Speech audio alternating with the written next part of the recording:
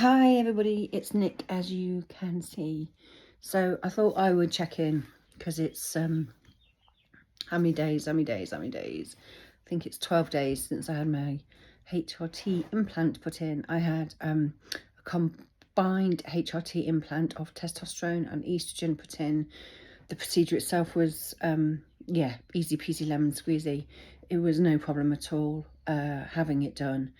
It does take up to 2 weeks for you to really start to feel the benefit. And then what happens is in about 4 or 5 weeks time, I will have some further blood tests taken to ascertain where my estrogen and testosterone levels are. So the thing about the implant is that once it's in, and generally they need replacing about every 6 to 8 months.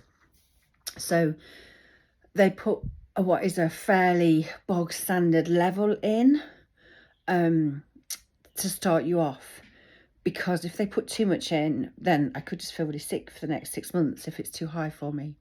So I think the initial process is a little bit of trial and error. So I think that's important for me to bear in mind. And I'm not quite at the 2-week mark yet. And the other really important point, I think, from my perspective, is that when they put the implant in 12 days ago now, my testosterone and estrogen levels were literally at rock bottom. I can't say my words. I promise I haven't been drinking. Rock bottom. Really, really low. And I would say that generally when I was on HRT patches, actually, I did need quite a high level of estrogen to function. So it'll be interesting to see in 4 to 6 weeks where my levels are. In the meanwhile, so how am I doing? Well, prior to the implant, and just to rewind, sorry to repeat myself for those of you that follow the latest and greatest, I've been on estrogen a long time. I've been on HRT for over 6 years, and my body got to the stage where it basically rejected it, which is often what happens.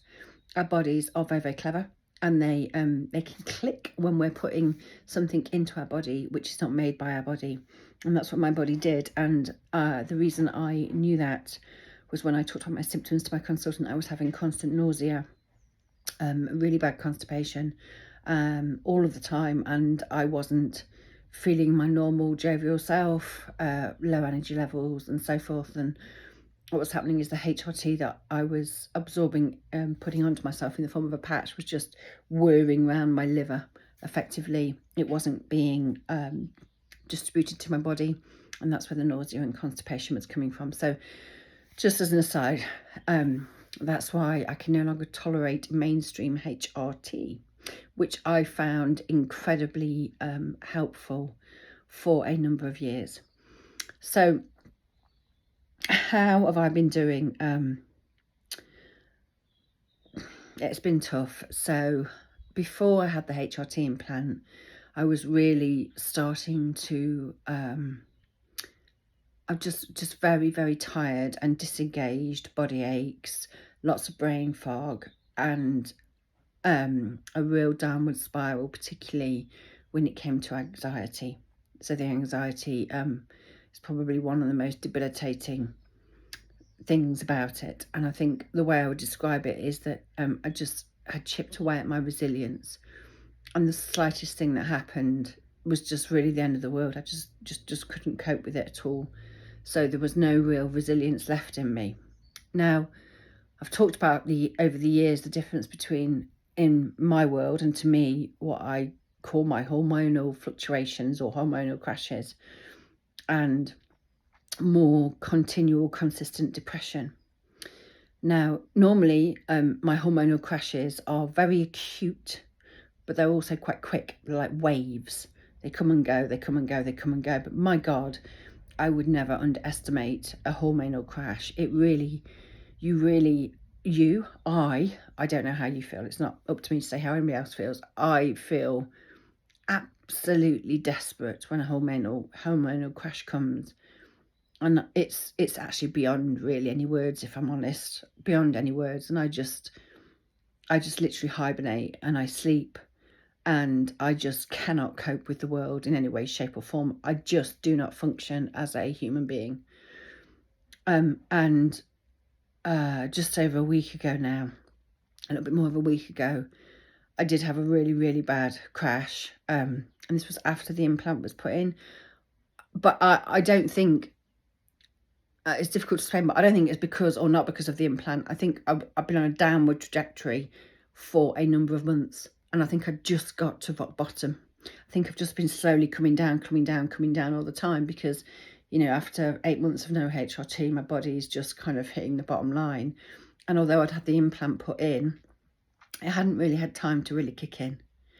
And I just spent the whole weekend in bed. I couldn't face the world. I couldn't face people. I couldn't hold a conversation together.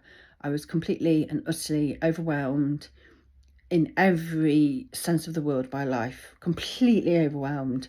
Couldn't stop crying. Felt really desperate and felt in a lot of emotional and mental pain. And I'm not sure I could tell you why. So I do have a support plan in place because I am very conscious, and obviously I, as hard as it is, I mean, it was far, there's no way I could have even thought about doing a vlog or something at the time. I just couldn't hold it together, just could not get my shit together, full stop. Don't think really I can add any more to it. But I also knew deep inside my primal reptile brain, my survival brain, that I needed to kick in my kind of safety support plan. And I spoke to my GP. My GP's been my GP for many, many, many years. Consistency and continuity of care, I think, is absolutely critical for any effective healthcare system. I think in particular for something in the menopause, which is a very holistic thing for women and can have biological, emotional, physical, intellectual, mental, neurological, you know, the list could go on. Such a holistic, transformative phase of life. I think it's even more important that we have a very good, consistent and familiar relationship with our GP, because then they know us and they know what's normal and what's not. And I did speak to my GP and I told her how I was feeling. My conversations with her, I feel very, very psychologically safe. Therefore, I feel able to really share where I am. And we have made a short-term plan. And the reason we made a short-term plan is because effectively the logic is we need to buy ourselves some time until my HRT implants start doing what they do. My suspicion, and I have no evidence to back this up whatsoever, and will not have until I get my bloods done in another 4 weeks or so, my suspicion is that the HRT implant I've had is probably not quite enough.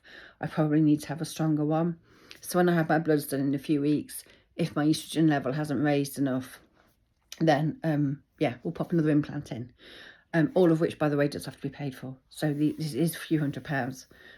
It's not something that I'm accessing on the NHS. I don't know if you can access on the NHS. I don't have the answer to that.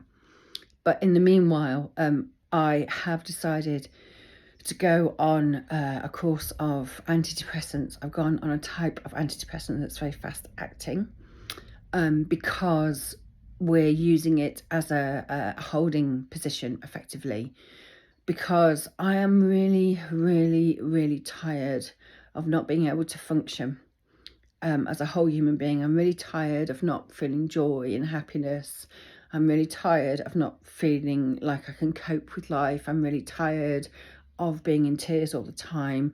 I'm really tired of feeling so shit and not being able to tell people why I feel so shit. Now, interestingly, I've been taking antidepressants now for a week. By day two of taking them, my mood had shifted significantly. Now, that tells me that I really needed them.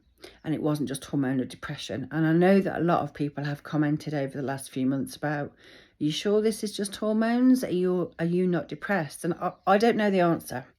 And I do wonder whether when you are battling a phase of life that is challenging for a long time, I do wonder whether you just get ground down. And I remember suffering from depression after my third child. I was diagnosed with postnatal depression, and I took antidepressants then.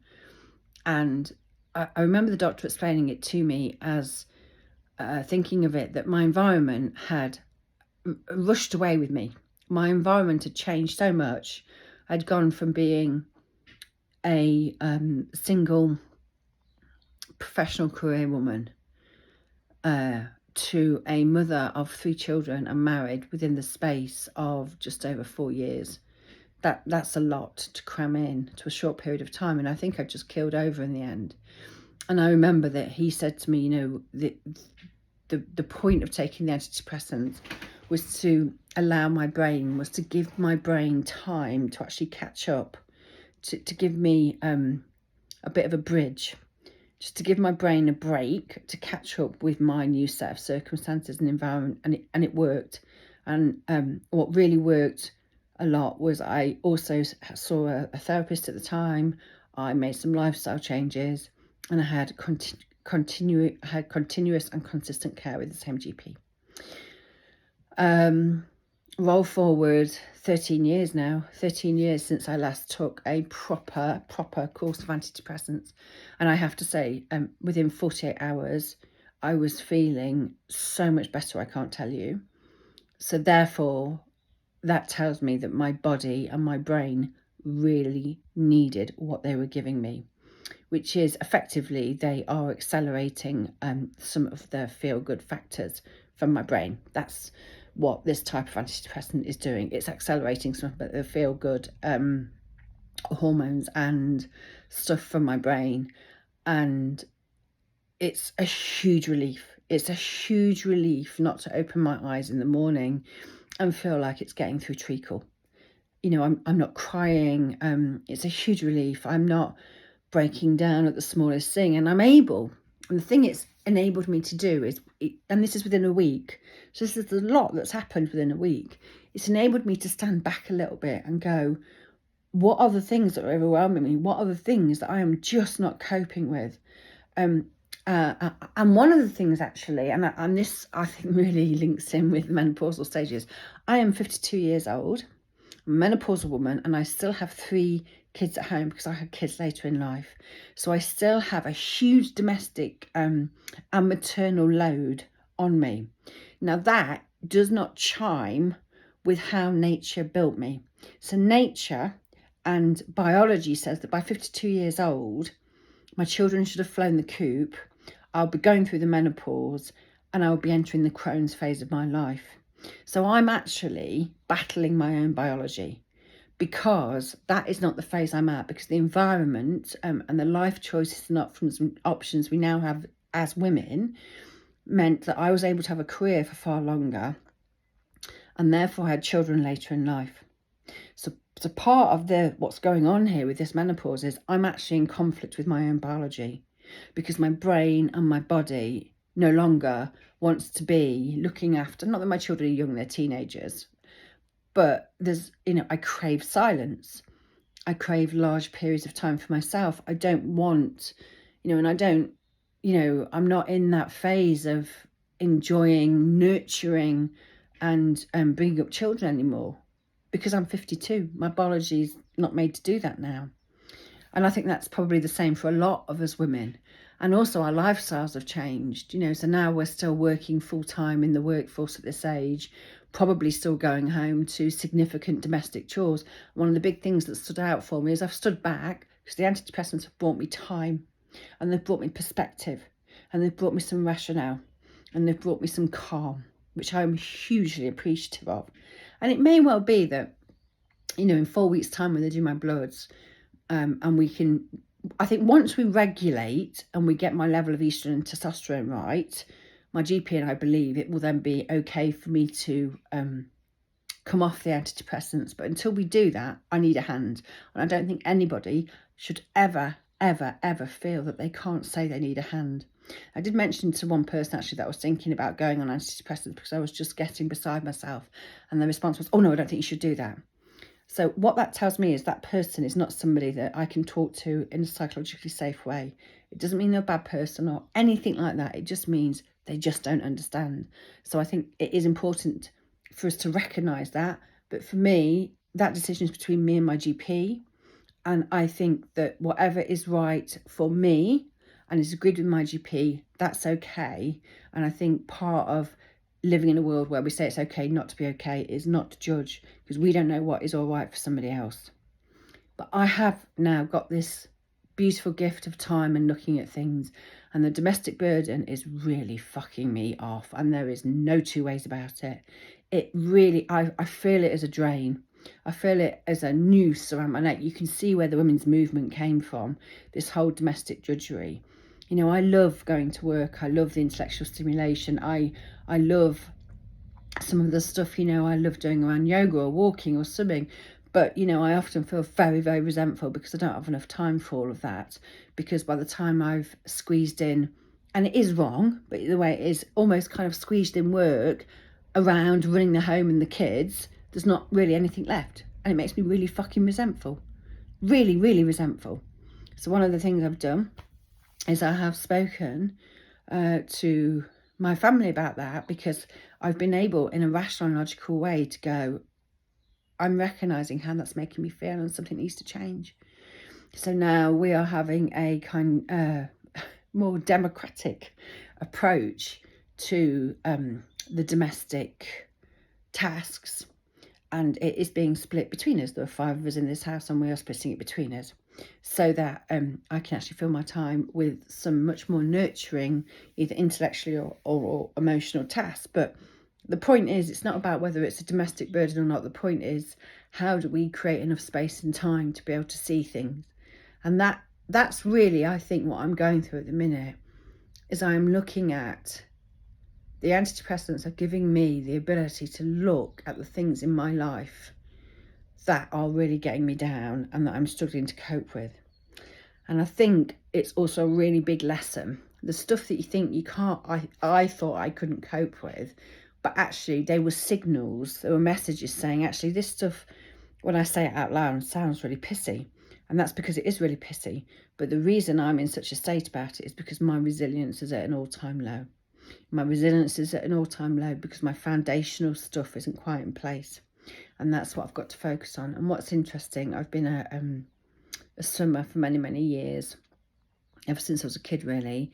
And I haven't been in the pool and done any serious swimming for 2 years. And all of it, something has happened where it's like a spark plug in my brain has gone off.